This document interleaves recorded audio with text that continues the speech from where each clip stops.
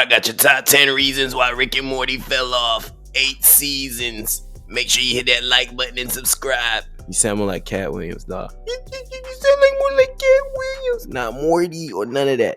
Yo, but yeah, as an avid fan, I got your top 10 reasons why Rick and Morty fell off. What they do? 8 seasons. What they do? Here we go. Without further ado, again, make sure you hit that like button, subscribe, tap that notification bell so you can get more top 10s coming to your head top. Now, Rick and Morty, the first episode dated December 2nd, 2013. Again, I was a little late to the party, I must admit. Took a minute for me to catch on to the wave, right? The writers, Justin Rowland and Dan Harmon. Siobhan Thompson. Program creators, Justin Rowland, Dan Harmon. Again, it's at a number of 8 seasons. 81 episodes. After the plot, after have been missing for nearly 20 years, Rick Sanchez suddenly arrives at daughter Beth's doorstep to move in with her and her family. Although Beth welcomes Rick into her home, her husband, Jerry, isn't as happy about the family reunion. Jerry is concerned about Rick, a sociopathic scientist using the garage as his personal laboratory. In the lab, Rick works on a number of sci-fi gadgets, some of which could be considered dangerous. But that's not all Rick does that concerns Jerry. He also goes on adventures across the universe that often involve his grandchildren, Morty and Summer. And again, a lot of parallels have been drawn to Back to the Future, where they get some of these dynamics as well, right? Now, Rick and Morty was created by Dan Harmon and Justin Rowland, with Harmon serving as the primary showrunner and writer, coming off his hit show Community, right? Again, I haven't really gotten a Community like that, but it's another popular show that he's done. While Rowland voiced the main characters and contributed heavily to writing and producing until his departure after season 6, the writing team expanded significantly, notably adding female writers like Jane Becker, Jessica Gao, Sarah Carbiner, and Erica Rose. Man, they got some hard names. All them in season 3. I don't like the new writers. I'm going to go in on them though to say. Alongside other key staff writers like Tom Kaufman, Eric Acosta, and Adam Colas, all contributing to the show's unique, complex narratives. All right. Now, Rick and Morty's critical acclaim is widely considered good because of its unique blend of high concept science fiction, dark humor, right, in-depth and surprising character development. It appeals to a broad audience by combining intellectual themes with lowbrow jokes, right? But not as low as like a Family Guy or something like that. Well, some of them do. They be getting away with a lot, right? But What they do?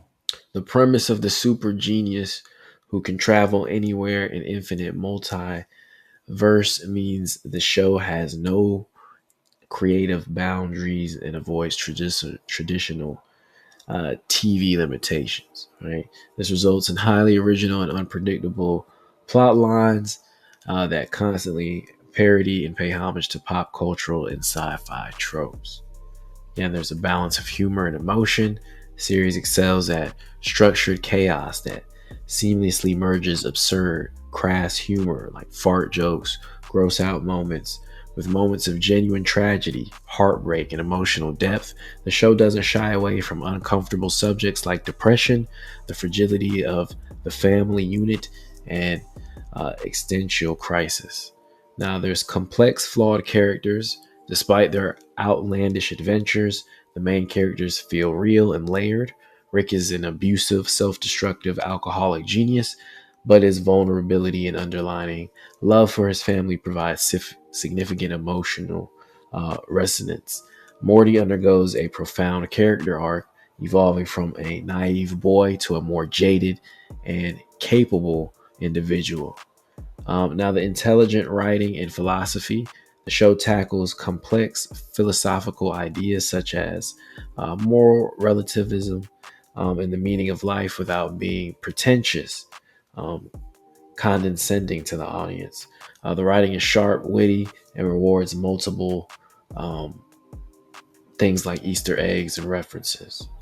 Again, the creators frequently employ meta humor and break the fourth wall, directly addressing the audience and the nature of storytelling itself, which is a strong connection with the fan base. But I'm here today to say, Stay off the weed. and even Dead Harmon admit that it may not happen for long. This uptick. And so I got your top 10 reasons why Rick and Morty fell off. Okay. So at number 10, speaking of character arcs, are the character arcs maxed out? Did they max out all their badges? Right? After completing Rick's character arc, Rick and Morty has gone full circle. This happens season 7, episode 5, titled Unmortrickin. Rick and Morty's character arcs, especially Rick, center on his tragic backstory, losing his wife Diane to Rick Prime, driving his alcoholism and quest for control, while simultaneously revealing a deep-seated need for family, particularly Morty, whose own arc evolves from timid sidekick to more capable participant as he grapples with Rick's influence and multiversal chaos, culminating in his own journey towards independence from his grandfather's shadow. Right? So by the end of season 7, episode 5, Rick finally gets his revenge.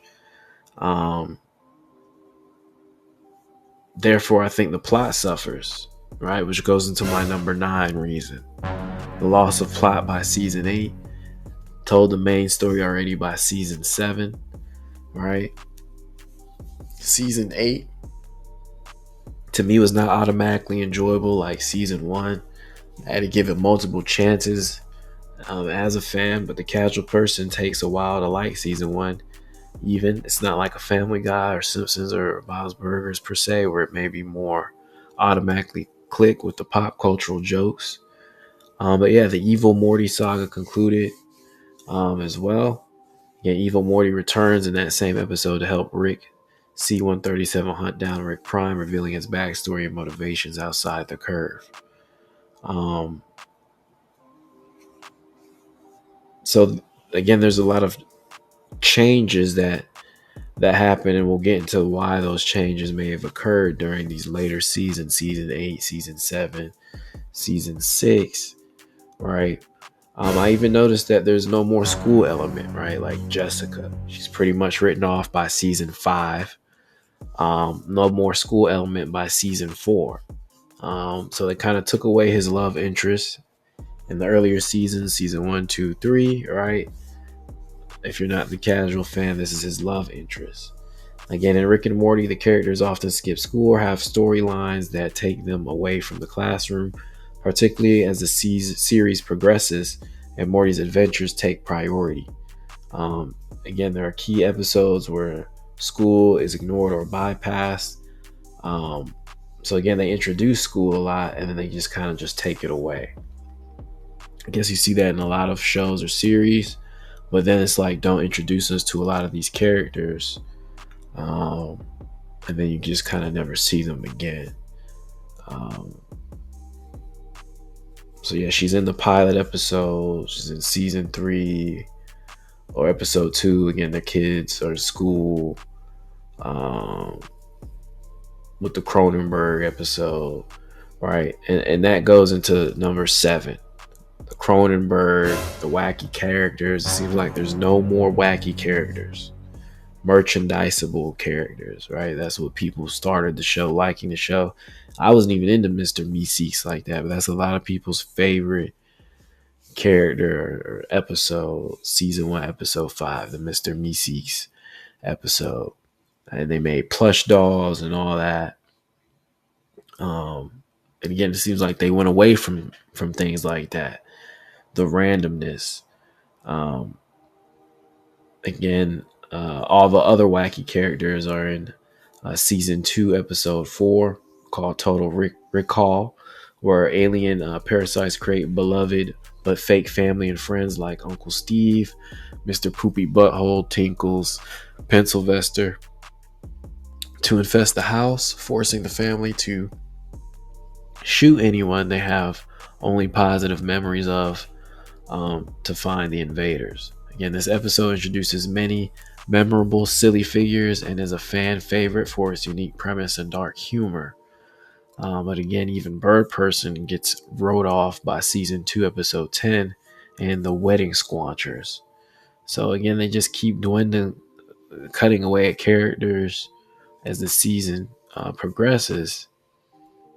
And again, it feels like they're limiting the options of where to go at this point rather than increasing them. Even the hip hop cultural elements, I feel like less hip hop songs. Again, a lot of things that was attracting to the show is getting taken away. Like there's even season 4, episode 4, Claw Hoarder, Special Victims Morty, where he gets that dragon and you hear that Future Mask Off song. There's the Feels Good is a real life song by Tony Tone that was featured in season 2, episode Look Who's Purging Now. I believe that's episode 5. Again, Rick and Morty's influence on hip hop is massive, with rappers frequently referencing the show in lyrics, like from Big Sean, Travis Scott, Logic, using his characters or viral videos. Kendrick Lamar's Swimming Pools mashup, featuring in its episodes Logic, Ice-T, co-creators embracing the genre as a core influence, blending hip-hop beats and bars into the show's fabric to create a deep cultural synergy. Even the one where they're trying to save the planet and they come up with the song with the president. But yeah, it just seems like there's less funny moments like that, less things that make your ears perk up. It's like, what? Why is this playing in a cartoon? So yeah, that so far. We got the top 6, but as you already know, it's that time in the show for that top five reasons why I think Rick and Morty fell off. Top five. Just a little bit, right? And I got guest appearances. I got the lack of guests since season 5. Again, Rick and Morty features numerous famous guest stars across its seasons, including Keith David as the president, as well as Reverse Giraffe, Christina Hendricks as Unity, Susan Sarandon as Dr. Wong, Danny Trejo as Jaguar, Gillian Jacobs as Supernova, and a long list of people. Again, Logic, Joel McHale, Tony Hale, Sam Neill, with many appearing in key roles, often as alien species, different versions of characters playing themselves. Again, it's especially prominent in seasons 2, 3, 4, and 5. And then for some reason, 6, 7, 8, and on it doesn't seem as much. Again, that was another thing that drew people to the show when you're hearing John Oliver's voice or whatever. Those different voices, Key and Peele, and things like that stick out. And that goes to my number 4 reason, man. It's because again, you don't even see the president. He appears once in season 7, Keith David. And that's because of Dan Harmon, man. Born 1973, age 53 years old. From Milwaukee. Went to Glendale Community College. Net worth approximately $15 million. I feel like he should have stood 10 toes down and waited with Justin to see what happened, or maybe it was out of his hands. But Again, they were beefing even before the incidents with Justin. Um, Again, he's trying to bring in new writers, and to me, it shows. And that's one of the things they were beefing over. Um, Again, he thinks that if the shows fall off, it wouldn't be for these reasons. Again, a little delusional. Again, it's a hit cartoon, pop culture phenomenon, and you want to go ahead and make changes in the middle of its height of its success. Again, now, Daniel James Harmon is an American television writer, producer, animator, and actor. He is best known as a creator and producer of the NBC sitcom Community, creator and the host of the comedy podcast. Now, Dan was fired as well. Again, it's not talked about, but he was fired for season 4 and rehired for season 5 of that network show Community due to network clashes and behavior issues. Again, he later apologized for and a contract dispute alongside a public fallout with Rick and Morty co-creator Justin Roiland after Roland's legal troubles and toxic workplace accusations surfaced, leaving Harmon frustrated and heartbroken over the show's future. So again, similarly enough, again, Dan Harmon was in something similar just like Justin. Somehow he got his job back and Justin didn't. Now let's see here. Now it says Harmon publicly apologized to former Community writer Megan Gaines for treating her poorly, a situation he later described as a masterclass in how to apologize after acknowledging his actions, a significant moment in his career. Now again, after Roland faced serious domestic violence charges, the case later dismissed, and other workplace misconduct allegations, Adult Swim cut ties with him, and Harmon expressed shame and heartbreak, revealing he hadn't spoken to Roland since and after a text confrontation, and that he was frustrated about the situation. Again, Harmon continues his work on Rick and Morty, though without Roland, a prominent, sometimes controversial figure in TV. He's still dealing with the legacy of his past. Now these new writers. All right. Following Justin Roland's departure, Rick and Morty brought in new voices, Ian Cardoni and Harry Belden, and integrated a larger writing team with Dan Harmon overseeing a new era focused on reinvigorated, fresh perspectives, allowing for more collaborative storytelling and a return to classic episode structures, with Harmon emphasizing new voices and fresh creative energy as the show moves forward into later seasons. Now, they actually did do a okay job bringing in the new voices. They do sound similar, but that's not the issue. All right, the issue is the talent of what you're trying to replace. It's one of those situations where it's almost, the talent's so good it's hard to replace that. Like, yes, they got the voice down, and we'll get into later why, right? Now, these new writers from Community are like by season 4. All right. Now, some of this writing, like by season 8, episode 4, gets questionable. The Last Temptation of Jerry. It's very weirdly paced. It relies heavily on gross out and sex humor. Again, there's a couple jokes that are kind of funny. Now, this is an Easter-themed episode that's just another action-packed romp with no real sense of stakes, missing with the humor or insightful social commentary.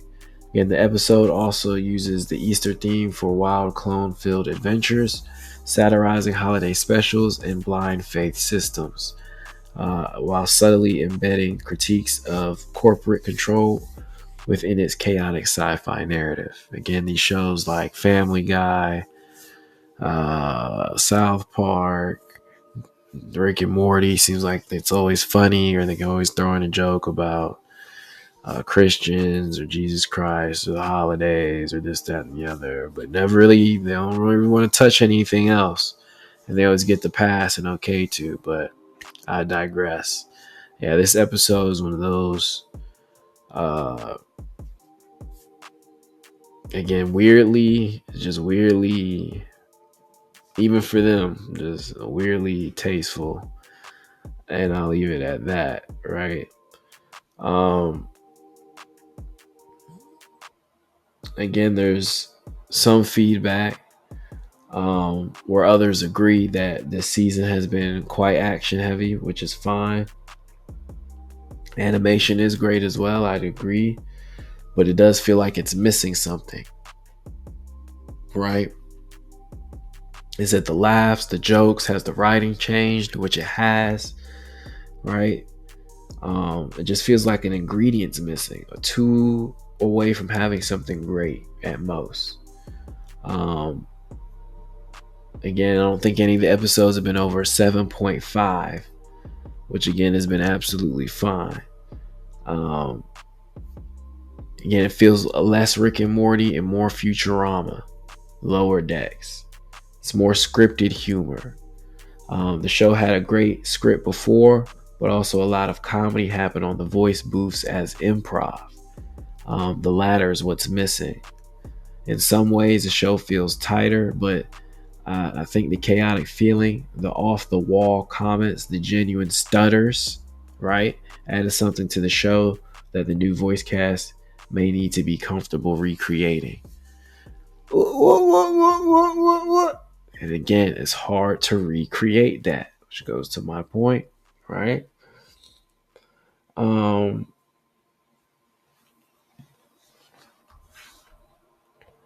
Number 2, the new voice actors. Again, Rick and Morty debuted new voice actors for its titular characters in season 7, with Ian Cardone taking over as Rick Sanchez and Harry Belden voicing Morty Smith, replacing original voice actor and co-creator Justin Roiland, who was fired due to allegations.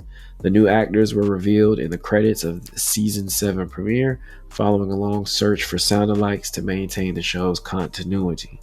Though fan reactions to the change are mixed, with some noticing the difference in the improvisational tone. I am having a very bad day. Yeah, you can definitely notice a change in Morty's voice. Rick's is kind of closer. If you don't like the show anymore, don't blame the new voices. And that's coming straight from creator Dan Harmon. For those unfamiliar, series co-creator and former voice star Justin Roiland was sent to an early retirement by Adult Swim after a public unraveling following the filing of domestic abuse charges against him in 2020. Last year, Ian Cardone and Harry Belden emerged victorious in the most competitive star search in recent voice acting history, and the majority of the Rick and Morty fan base has since embraced their performances as Rick and Morty respectively, largely thanks to their first season on the job proving to be a triumphant return to form for the series. Man, it's only 8 seasons though. So yeah, my boy fired, bro. Justin Roiland was fired for Rick and Morty by Adult Swim in early 2023 due to serious allegations, including domestic abuse, grooming, and inappropriate workplace conduct, leading to him being replaced as co-creator, writer, and voice actor for Rick and Morty, with new actors stepping in for season 7, though the show continues under Dan Harmon. All right. Cut ties with him in January 2023, just before season 7 aired. I watched the whole game. I seen the whole game. I was at home watching the game. Before the game even started, when I said he was... Biggest takeaway is that Dan Harmon revealed that he and Justin Roiland haven't talked since 2019, and their last conversation was done through text that made Dan cry. Justin said he was unhappy among other things, and the conversation turned confrontational. That's when they had the falling out, and they haven't talked since. It's been widely reported that Justin stopped coming into the office around season 3, and in an interview with The Hollywood Reporter, Dan Harmon revealed that part of it was because Justin was unhappy that Dan brought in his own writers from Community because it made it feel like Dan was taking away the show from Justin. Dan said, quote, "If I had felt I was imposing something, I would have never done it. If anything, what I wanted was for Justin and I both to be able to be increasingly lazy and not show up for work. That was the dream." The new season drops October 15th and will feature 2 new young unknown voice actors for Rick. I watched the whole game. So yeah, method acting. No more method acting. Yeah, method acting is a performance technique where actors use personal experiences and emotions to deeply identify with and understand their characters, aiming for authentic, lived-in performances rather than just imitation. Stemming from Konstantin Stanislavski's system and popularized in America by Lee Strasberg and Stella Adler. involving exercises and relaxation, sense memory, and deep psychological exploration, exemplified by actors like Daniel Day-Lewis and Robert De Niro, though it's often misunderstood and debated, with criticisms focusing on potential actor-driven extremes. All right. I think my boy Keith Ledger was in method acting too. You know what I'm saying? Think Joker. You know what I'm saying? You gotta think. Dan wanted me like to get you're drunk involved. to That's do why the it's hard drunk to Rick line. replace it. All right, Dan wanted me to get drunk to do the drunk Rick line. Actually drinking. Actually getting drunk to do the script. Yeah, you know, it So gets if they less not painful the drinking and drunker not you are. getting lit like Oh, my wait. boy, we I'm already super not. drunk. I'm about You to already record. not Will you text there, me back you and let me already know not if Rick. I sound drunk to you? Do I sound drunk right now? Text me back. Talk to you soon. This could be where I puke. If you guys are watching this, you're the Vindicators, and I was... Where was I? Oh, shit. The alcohol is cutting through my ability to fucking act. It doesn't have to be on script. It's fine. Okay. I don't know, World Ender. Doesn't have to be in the script. So yeah, the charges, right? The felony domestic violence charges filed in 2020, which included domestic battery with corporal injury and false imprisonment against the Rick and Morty co-creator, leading to his firing from Adult Swim, but the charges were dismissed in March 2023 due to insufficient evidence, though other accusations of sexual misconduct against him also surfaced. So again, in January 2020, Rowland was charged in Orange County, California, with one felony count of domestic battery with corporal injury and one felony count of false imprisonment by menace, violence, fraud, and or deceit related to an incident with a former girlfriend. And again, this was during COVID. Everybody locked up.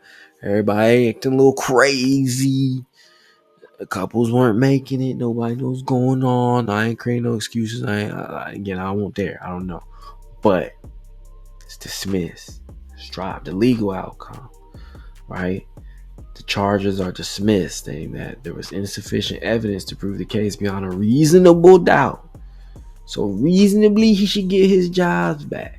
Despite the charges being dropped, Rowland was fired from Rick and Morty and other projects like Solar Opposites around January 2023, with new actors brought in to replace him. Now, there are other allegations around the time of the court case. Other women accused Rowland of sexual misconduct and predatory behavior, including instances involving fans while they were minors. I don't know about all that A minor stuff. But the charges were dropped. Rowland posted on social media stating he was shaken by the horrible lies and that he always knew they were the claims. But yeah, leave your thoughts below in the comments. To me, these are my top reasons. 10 reasons why Rick and Morty show fell off. Did I get it right? Did I get it wrong? The show's still fine. Is everything still cool with the show? Let me know your thoughts. Or did they get it right? Did everybody do right? Make sure you hit that like button, subscribe, stay tuned for more content.